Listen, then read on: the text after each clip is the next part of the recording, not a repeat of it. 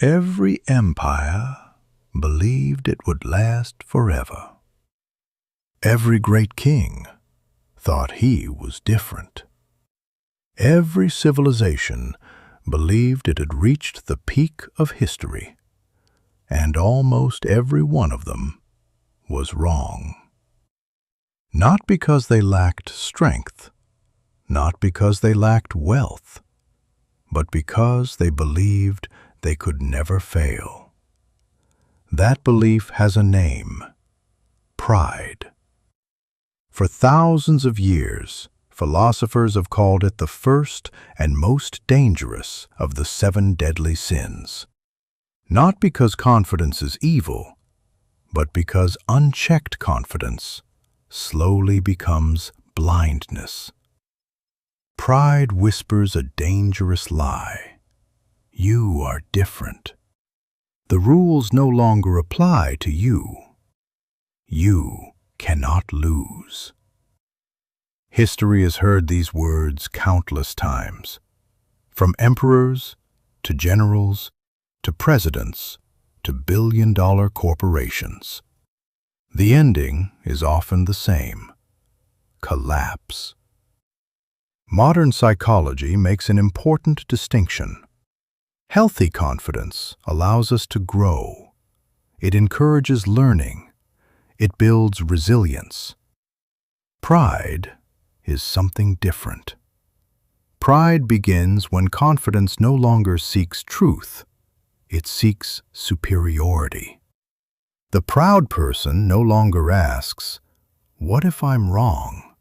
Instead, they ask, "How could I possibly be wrong?" That single shift changes everything. Feedback becomes an insult. Criticism becomes an attack. Facts become obstacles. Reality itself becomes negotiable. Psychologists describe this as one of the most dangerous traps of the human mind. The more successful we become, the easier it is to believe our own story. Power changes perception. The higher we climb, the fewer people dare to challenge us. Eventually, we begin living inside an echo chamber, where every voice sounds like our own. This pattern has appeared throughout history, again and again and again. Power creates success. Success creates pride. Pride creates overconfidence. And overconfidence often creates disaster. The ancient Greeks understood this cycle better than almost anyone. They gave it a name: hubris. To them, hubris was not simply arrogance. It was the moment a human believed they had become greater than destiny itself. Greek tragedies repeated the same lesson. The hero does not fall because they are weak. They fall because they believe they cannot fall. Thousands of years later, science is beginning to reach a remarkably similar conclusion. The human brain may be naturally vulnerable to pride. And once that process begins, even the smartest people on Earth can make catastrophic decisions. History is filled with proof. The question is, why do we keep repeating the same mistake? History rarely collapses in a single day. It collapses one arrogant decision at a time. Again and again, the pattern repeats. Success creates confidence. Confidence becomes certainty. Certainty becomes pride. And pride blinds people to reality. One of the most famous examples was Napoleon Bonaparte. By the early 19th century, he had conquered much of Europe. Battle after battle, he seemed unstoppable. Many believed he was a military genius unlike any before him. Perhaps he began to believe it too. In 1812, Napoleon launched one of history's greatest invasions. More than 600,000 soldiers marched into Russia. He expected a quick victory. Instead, he found endless distances, a brutal winter, and an enemy unwilling to surrender. When the campaign ended, only a small fraction of his army returned. His empire never fully recovered. Then came another leader who believed the rules did not apply to him: Adolf Hitler. Early military victories convinced him that his instincts were always correct. He increasingly ignored experienced generals, rejected intelligence reports, and made strategic decisions based on absolute confidence rather than careful judgment. The result was one of the greatest catastrophes in human history. Pride had replaced reality. But pride is not limited to emperors and dictators. Sometimes it affects entire industries. In 1912, the RMS Titanic was celebrated as the greatest ship ever built. Newspapers called it nearly unsinkable.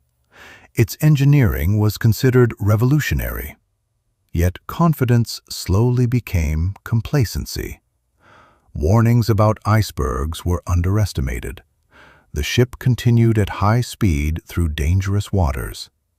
The disaster that followed became one of history's most famous maritime tragedies.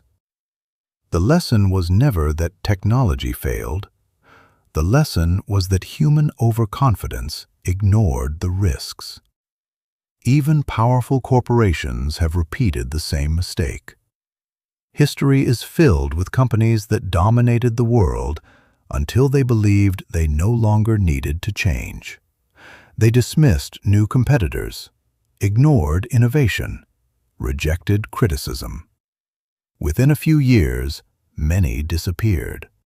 Not because they lacked resources, but because they believed success would last forever. Psychologists call this pattern the hubris syndrome. It describes what can happen when long periods of power and success begin to alter a person's judgment. Leaders become less willing to question themselves, more likely to trust instinct over evidence, more convinced that failure happens only to others. History reminds us that no empire, no company, and no individual is immune to this illusion. The higher we climb, the greater the temptation to believe we have become untouchable. And that is often the moment the fall begins. The greatest danger of pride is not that it makes us feel powerful. It is that it convinces us we no longer need to learn. The moment we believe we already know everything, growth comes to an end. Modern psychology has uncovered a fascinating pattern. It is known as the Kruger Effect. People with limited knowledge often overestimate their abilities, while true experts tend to recognize how much they still have to learn. In other words, the less we know, the more certain we often become. Real wisdom produces humility. False confidence produces pride. Another psychological phenomenon is known as the illusion of control. Humans naturally like to believe they have more control over events than they actually do. A few successful outcomes, and the mind begins to create a dangerous story. I succeeded because I can't fail. But reality is rarely that simple. Luck, timing, opportunity, and countless unseen factors influence every success. Pride quietly erases those truths. It tells us that every victory belongs entirely to us, and every warning can safely be ignored. This is why the most successful leaders in history often shared one unexpected quality: humility. They surrounded themselves with people who challenged their ideas. They welcomed criticism. They changed their minds when new evidence appeared. They understood a timeless principle: confidence opens the door to success. Humility keeps that door open. Without humility, confidence slowly transforms into arrogance, and arrogance blinds us to danger. Perhaps this is why almost every great civilization, every empire, and every powerful organization eventually faced the same test. Not whether they were strong enough to rise, but whether they were wise enough to remain humble after rising. Pride is unlike the other deadly sins. It rarely announces itself. It grows silently, hidden inside success, hidden inside praise, hidden inside victory, until one day it becomes impossible to recognize. Perhaps that is why ancient philosophers called it the first sin. Not because it causes every other evil, but because it convinces us we no longer need to question ourselves. The greatest leaders were not those who believed they were always right.